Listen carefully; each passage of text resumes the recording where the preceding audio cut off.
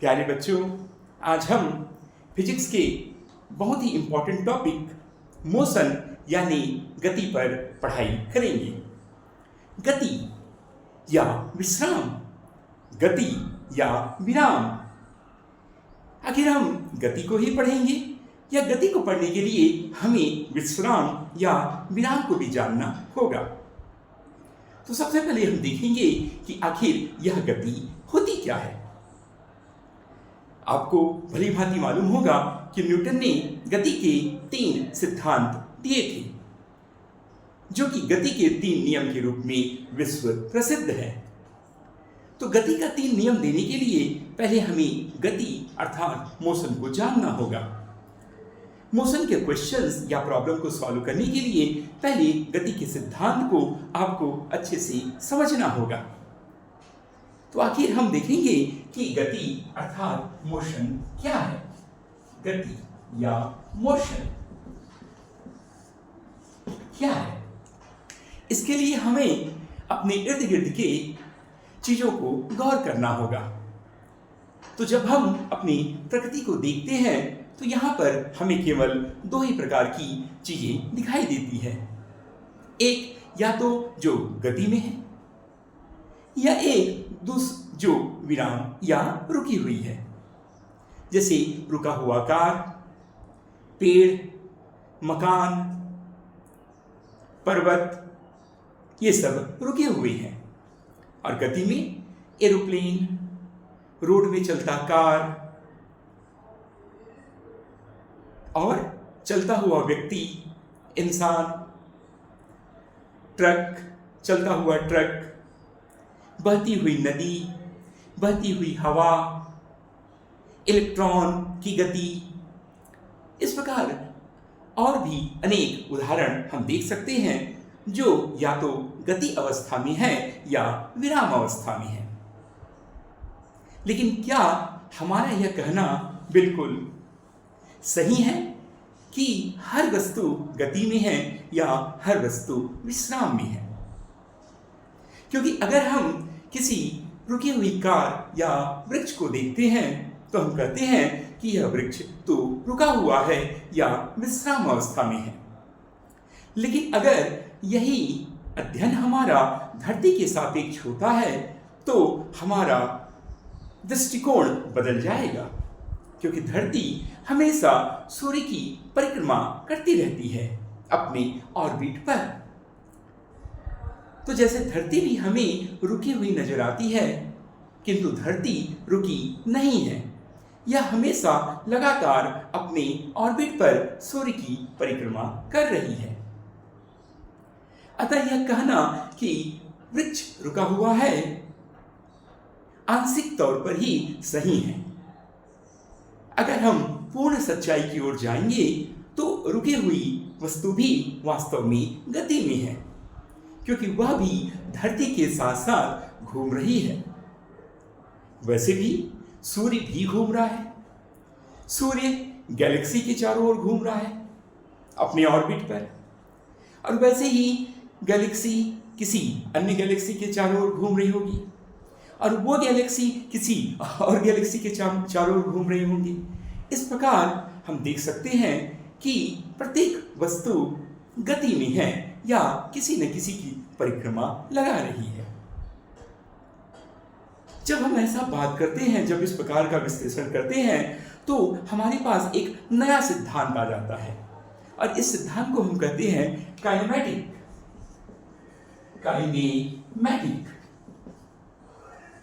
Kinematic यानी जब हम इस प्रकार का वर्गीकरण करते हैं, जब इस प्रकार का तुलना करते हैं, गतियों की तुलना या विराम की तुलना, तो यह वर्गीकरण और तुलना ही काइनेमैटिक कहलाता है।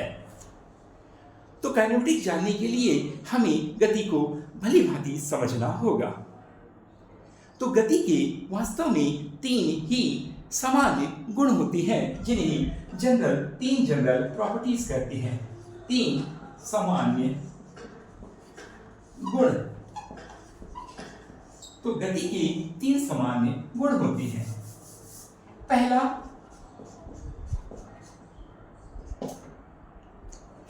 तो गति के बारे में हम जो भी अध्ययन करेंगे वह हमेशा 3 गुणों से संबंधित होगा, जिसे हम गति के 3 गुण कहेंगे, सामान्य गुण कहेंगे, जनरल प्रॉपर्टीज कहेंगे। पहला गुण है गति हमेशा सरल रेखा या स्ट्रेट लाइन, सरल रेखा या स्ट्रेट लाइन।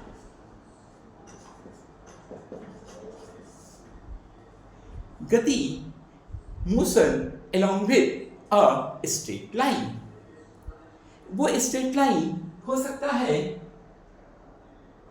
क्षैतिज यानी हॉरिजॉन्टल, वर्टिकल यानी स्तंभ, ये देख सकते हैं, वर्टिकल यानी कॉलम स्तंभ रूप में, या हो सकता है स्लैंट या तिर्यक रूप में, इस प्रकार का। लेकिन गति के लिए यह सरल रेखा होना अनिवार्य है। उदाहरण से समझते हैं, यदि कार एक स्लोप में चल रही है तो ये कार चल रही है, लेकिन यह एक स्लोप है, बिल्कुल स्ट्रेट लाइन सरल रेखा में है। या तो कार हम सामान्य तौर पर देखते हैं रोड में चल रही होती है, बिल्कुल इस प्रकार का, वह कार तो सीधे वर्टिकल तो चल नहीं सकती, पर हम कोई कल्पना कर सकते हैं कि कोई चीज को हम खींच रहे हैं, यहाँ पर तो खींच रहे हैं, मतलब यह गति का एक नया प्रगुण हो जाएगा। इसीलिए यह गति ऐसा भी हो सकता है कि इस वर्टिकल में वो चल रहा हो, जैसे लिफ्ट। लेकिन हम ये देखेंगे कि गति का जो पहला प्रकार होगा वो हमेशा सरल रेखा यानी स्ट्रेट लाइन को फॉलो करेगा, स्ट्रेट लाइन के अलाउंवित होगा। ये गति का प्रथम प्रगुण है, प्रथम जनरल प्रॉपर्टी है कि वो हमेशा along with स्ट्रेट लाइन चलेगी। यदि ये स्ट्रेट लाइन गति इस कर्व रूप में होगी तो यह सामान्य प्रगुण में नहीं आएगा, क्योंकि यहाँ पर यह जो रास्ता है यह सरल रेखा के रूप में नहीं है, बल्कि एक वक्र के रूप में है। तो आप ध्यान देंगे कि गति का पहला प्रगुण हमेशा सरल रेखा का पालन करेगा, या वह क्षैतिज होगा, या वो वर्टिकल होगा, या वो स्लोप या ढाल के रूप में होगा। गति का दूसरा प्रगुण है नंबर 2। यह, जैसे मैंने बताया, यह गति में बदलाव पर आधारित है, यानी यह फोर्स से संबंधित है। फोर्स यानी बल, फोर्स यानी बल।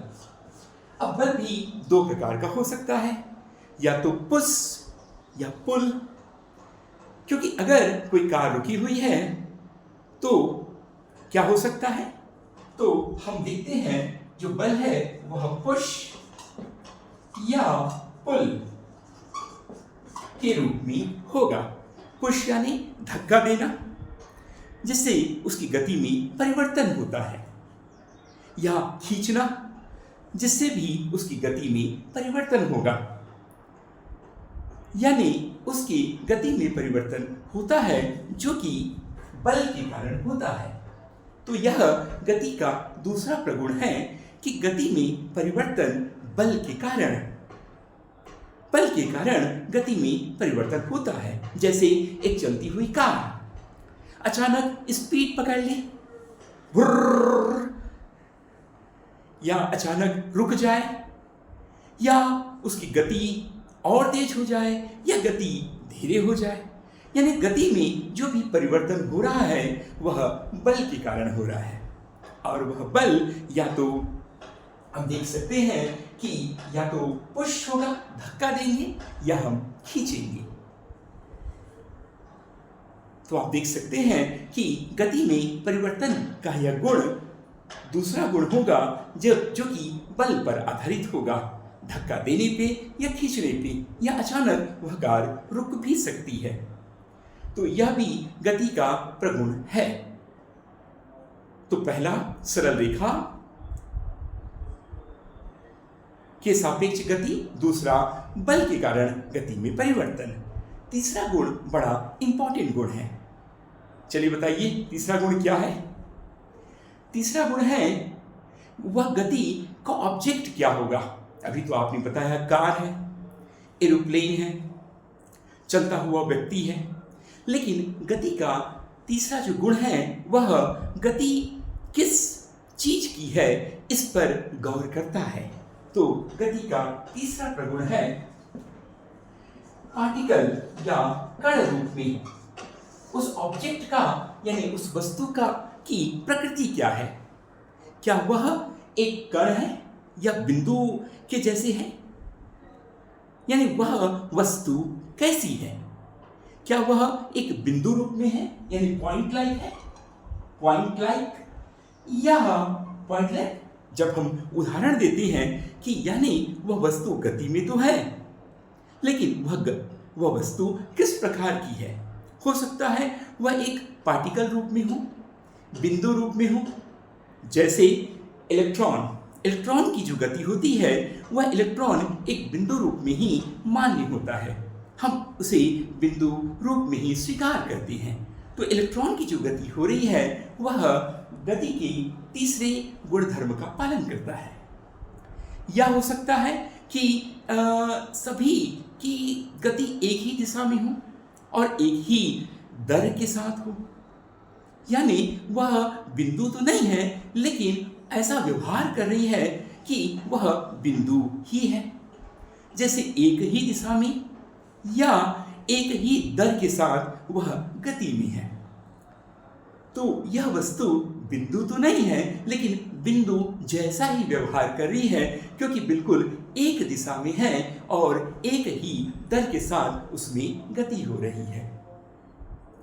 तो गति के बारे में जितने भी प्रश्न आएंगे या प्रश्नों को हम हल करेंगे या न्यूटन ने जो गति का सिद्धांत दिया है वह इन गति के 3 मूलभूत अवधारणाओं पर आधारित रहेगा।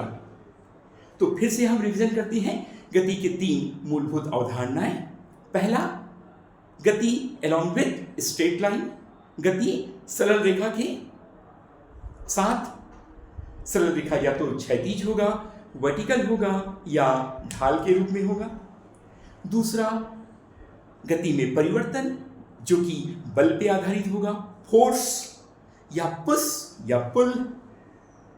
और तीसरा, गति किस वस्तु का, उसका स्वरूप क्या है, क्या वह बिंदु रूप में है यानी पार्टिकल, कण रूप में कण, या ऐसा व्यवहार है गति का कि कण जैसा